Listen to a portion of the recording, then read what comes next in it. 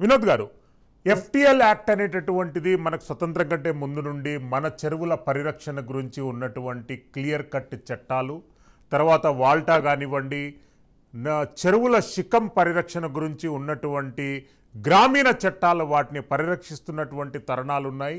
కానీ ఇప్పుడు అందసత్యం గారు చెప్పినట్టు కేవలం రాజకీయాల ప్రమేయంతోనే అవి అన్యక్రాంతం అవుతున్నాయి. లీగల్ పాయింట్ ఆఫ్ వ్యూలో ఎట్లా చూడాలంటారు ఈ అంశాన్ని? వినోద్ గారు, ఇప్పుడు చెరువు శిఖాలకు సంబంధించి చట్టం ఎప్పుడూ ఉందండి. ఇప్పుడు బ్రిటిష్ కాలంలో చట్టం ఉంది. చెరువు శిఖాలు చెరువులని కాపాడుకోవడానికి బ్రిటిష్ కాలము వాళ్ళు ఆల్రెడీ చట్టాలు చేశారు.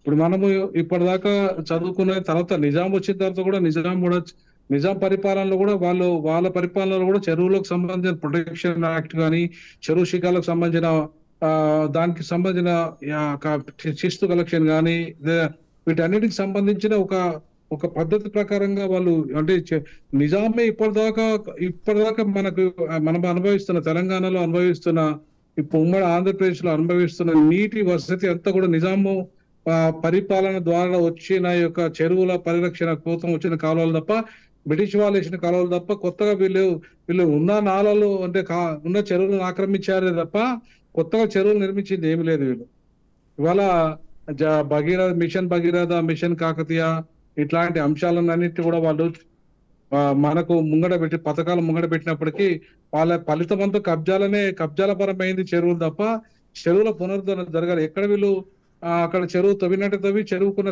చుట్ట స్థలాలన్నీ కూడా చెరువుతో సహా కబ్జా చేసిన చరిత్ర ఉంది తెలంగాణ గవర్నమెంట్ లో. ఇవాళ సుమారు 400 చెరువులు అన్ని కబ్జాకు గురైనాయి. అవేమి లేవు. గతంలో బ్రిటిష్ కాలంలో గాని నిజాం కాలంలో గాని తవ్వించిన చెరువులన్నిటికీ వేసిన కాలువలను కూడా మూసేశారు. అలాగే ఎక్కడ కూడా ఇవాళ మనకు కనపడడానికి ఊర్లలో కూడా ఇప్పుడు మనకు గ్రామాలలో చెరువుల తవ్వకాలు చేసినని చెప్తున్నారు. కానీ వీళ్ళు ఈ చెరువుల చుట్టూ కూడా ఇవాళ మొత్తం బంగ్లాలు వెలిసినాయి. చుట్టూ ఇవాళ రియల్ ఎస్టేట్ భాగస్వామ్యం అయిపోయింది. అంటే ఎంత దుర్మార్గం అయిపోయింది అంటే, ఇంతకుముందు సార్ మన అందరి సత్యం సార్ చెప్పినట్టుగా ఇవాళ రాజుల పరిపాలనే గొప్పగా ఉంది. ఒక రకంగా చెప్పాలంటే రాజులే ఇవాళ సరి అయిన నీటి వసతి కల్పించారు, దేవాలయాల చుట్టూ కానీ భూములను పరిరక్షించారు. అట్లాగే ఇవాళ ఎక్కడైతే వ్యవసాయ భూములు ఉన్నాయో వాటిని ప్రత్యేక చట్టం తెచ్చారు. తర్వాత బ్రిటిష్ వాళ్ళు కూడా వాటికి ప్రత్యేకంగా వ్యవసాయ చట్టాలు తెచ్చారు. నీటి పరివాహక ప్రాంతాలను ఎట్లా పరిరక్షించాలో బ్రిటిష్ వాళ్ళు నూతన చట్టాలను తీసుకొచ్చారు. అలాగే వాళ్ళ కాలంలోనే ఇవాళ అనేక చెరువులకు ప్రొటెక్షన్ జరిగింది.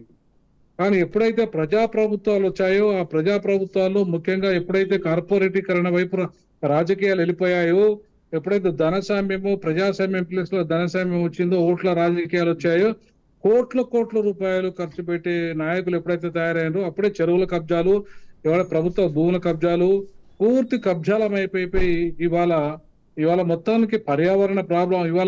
ఇవాళ ఈవెన్ మనకు కేరళలో వచ్చిన ఫ్లడ్స్ అన్ని కూడా ఈ హోటల్స్ ఈ కబ్జాలు చేయడము, ఈ చెరువులను కబ్జాలు చేసి తర్వాత అక్కడున్న కాలువలను కబ్జా చేసేసి అక్కడ హోటల్ నిర్మించడము, వాళ్ళు ఇంకా అనేక రకాల అంటే మొత్తం వాటర్ అయితే ఎక్కడికైతే పోవాలన్నా సముద్రంలోకి పోవాలి వాటి అన్నిటికీ అడ్డుకట్టడం వేళ ఒకటేసారి వచ్చిన ప్రళయం అంతా కూడా ఇవాళ టోటల్ గా వయనాడు కమ్మేసింది. కొన్ని గ్రామాలకు పోయి ఇలా కొన్ని వందలాది మంది చనిపోయే పరిస్థితి ఇలా మనకు కనపడుతుంది. నాట్ ఓన్లీ కేరళ, మొత్తం దేశవ్యాప్తంగా ప్రపంచవ్యాప్తంగా ఈ పరిస్థితి చాలా దేశాలలో ఈ పరిణామం కొనసాగుతుంది. అందులో భాగంగానే ఇవాళ మనం ఆ క్రమంలో ఇవాళ మనం చూడాలి. ఇవాళ మన తెలంగాణను కూడా అదే క్రమంలో చూడాలి. కబ్జాలకు గురి చేసిన ప్రభుత్వాలు ఏవైతే ఉన్నాయో ఆ ప్రభుత్వాలను బయటికి తీయాలి. వాళ్ళ కబ్జా తీయాలంటే ఒక బలమైన చట్టాలు రావడమే కాకుండా ఆ చట్టాలను అమలు చేసే విధానం కూడా ఉండాలి. ఊరికే చట్టాలు తేవడమే కాదు, దాన్ని అమలు చేసే విధానము ఉంటేనే తప్ప మనం ఇవాళ శిక్షలు పడడానికి ఆస్కారం ఉంటది. కబ్జాలకు ఈజ్ నథింగ్ బట్ ప్రజల స్థలం. అది ప్రజలకు ఉపయోగపడే స్థలాలు ప్రైవేట్ వ్యక్తులు వచ్చి కబ్జా చేయడం అనేది చట్టరీత్యా నేరం. అది మొత్తంగా పరిపాలకులే, ఎమ్మెల్యేలే, ఎంపీలే, మంత్రులే చేశారు ఆ పని.